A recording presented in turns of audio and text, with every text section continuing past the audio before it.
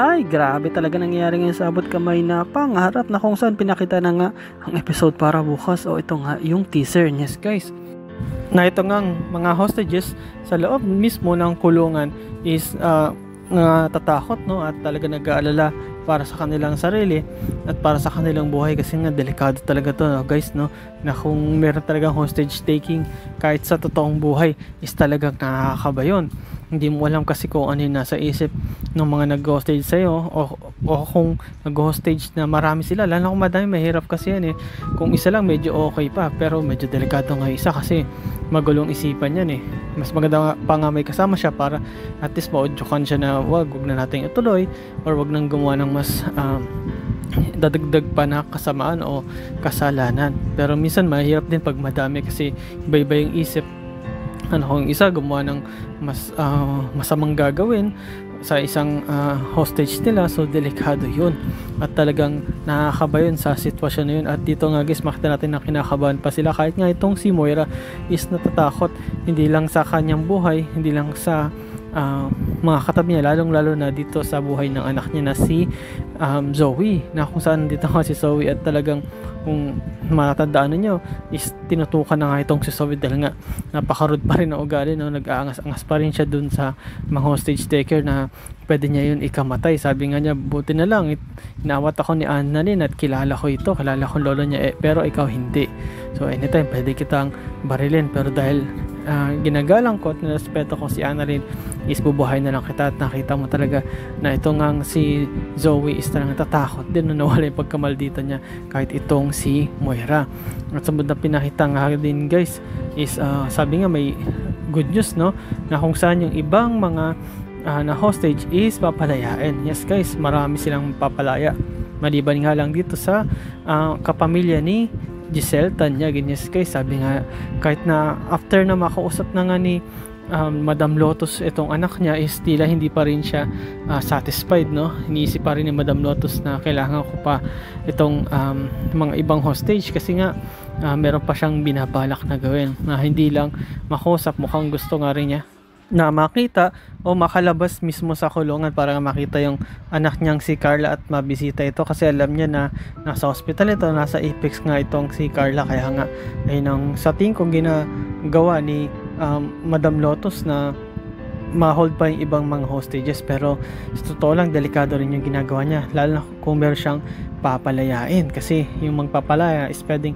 magtawag yan ng ibang re-rescue sa kanila, o baka may iba pang dumating na pulis. Pero syempre dahil hostage yan is yung mga pulis is hindi rin yan maggagawa o mag-move ng carelessly o kung ano-ano lang, kasi pag na kantito o nagalit yung mga hostage taker, pwede lang patayin lahat ng mga natitirang hostage nila. Yes guys, kaya nga kapag ganitong sitwasyon is kailangan talaga mapagbigyan mo yung mga ng hostage, kasi yung kadalasan mga nag-hostage is nade-depress yan eh, o may mga problema talaga yan na hindi lang nila kayang ma-resolve o hindi lang sila mapagbigyan, kaya wala silang choice kundi gawin namang hostage para mapagbigyan kung ano man yung gusto nila. At kapag napagbigyan naman, sigurado naman susuko na yan. Pero minsan depende rin, minsan kasi may mga hostage taker na namamatay din, no? O kaya may namamatay sa mga hostage nila, so parang ganon. So let's pray na lang na walang mangyaring ganon, no? Lalo na dito sa nandito pa sila Annalyn at sila Lynette, sila RJ, at nandito rin kahit si Moira, pero delikado yon. Pero dito nga guys, pinakita din na ito nga nag-usap tong mag-ama at sinasabi nga mismo ni Justin na gusto niyang tumulong dito sa mga Tanyag, pero sinasaway siya ng kanyang tatay at sinasabi nga sa kanya na ano bang ginagawa mo? Nalilimutan mo na yata na ang reason kung bakit tayo nandito is makuha ang kayamanan ng mga Tanyag at siraan nga ito, lalo na itong si Giselle, at makuha yung kayamanan nila at maibigay ito para sa'yo o mapunta ito para sa'yo. Ngunit makikita mo mismo dito kay Justin, kahit sa mga mata niya at mga kilos at mga galaw niya, na tila nagbabago na ito, na tila lumalambot na nga ang puso nito, lalo na dito sa kanyang nanay, at mukhang hindi niya na nga gustong gumante, no? Kasi kung makipag-usap na siya, actually medyo usap na nga siya sa nanay niya ngayon kay Giselle, no? Hindi katulad noon na tila talagang hindi niya ito kinakausap, iniiwasan niya. Pero ito talaga, tatay niya is nagagalit lagi at sinasabi sa kanya, kumbaga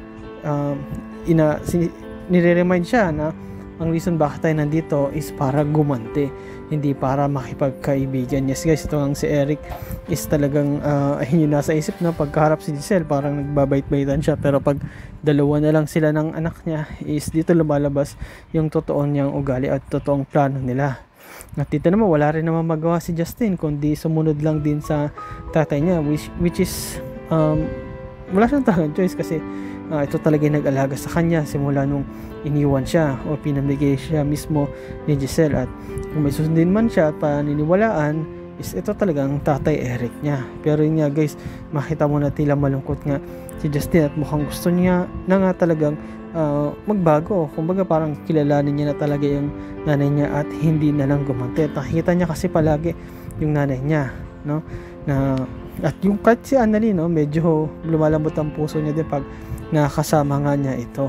Pero ito guys, ipinakita, no, na itong si RJ talagang merong balak o meron siyang gustong gawin, kasi nga gusto na nga niyang makawala o makaalis sila sa pagka-hostage nila, kasi iisip nila na delikado yung buhay nila kahit mag-stay lang sila doon, kung paano kung gawin o pag-isipan ng hostage na patayin sila, na wala silang kalaban-laban. Kaya nag-iisip nga ito ng paraan kung paano makakaalis. Ngunit itong si Annalyn, itong si Lynette, pinipigilan siya na wag gawin nyo kasi baka mas delikado pa yung mangyari. And then yes guys, dito nga nakakita ng tiyempo itong si RJ na may isang nagbabantay doon na medyo parang inaantok. Kung nakita niya rin yung baril, kaya ang ginawa niya, sinempuhan niya ito at nagmadali siya nung nalingat yung isang bantay at lumapit siya at nakipag-agawan siya. At yung ginawa nga ni RJ is nasuntok niya yung bantay na yun, no, na babae, para makuha niya yung baril. Pero napansin agad ito ng isang kasamahan, kasi nga medyo nag-iingay din sila at inaawat nga talaga ni Annalyn si RJ, yung tatay niya, kahit tong si Lynette. At yung isang babae na kasama nila, no, ng mga hostage taker is naglabas ng baril. Yes guys, at tila gusto niya ngang barilin, takutin o paputukan pa itong si RJ, ngunit nandyan naman si Lynette at ito ngang si Annalyn, at sinabi nila, no, wag, please, wag niyong barilin si tatay at please, bibigyan na lang namin sa inyong baril. And yes guys, talagang delikado yung ginawang move neto ni RJ, kasi sabi na natin makuha ni RJ yung baril, tapos anong gagawin niya? Babarilin siya o makipagbarilan siya? Magiging mas mahirap yun, kasi sabi natin hindi mabaril si RJ, paano naman yung ibang mga hostage, sila yung matamaan o kaya i-hostage sila lalo, no, para makuha to si RJ at mabaril. Pero delikado talaga guys, kasi mas magandang gawin mo yung ganyang move na makipag-agawan ka ng baril sa isang kumbaga sa nag-hostage sa'yo, kung isa lang siya or dalawa, tapos isa ka lang din na hino-hostage nila o dalawa lang, maaari pa yun. Pero kung madami, no, kahit sabihin mong makuha mo yung isang baril pero yung lahat na nag-hostage sa'yo is may baril, so delikado ka.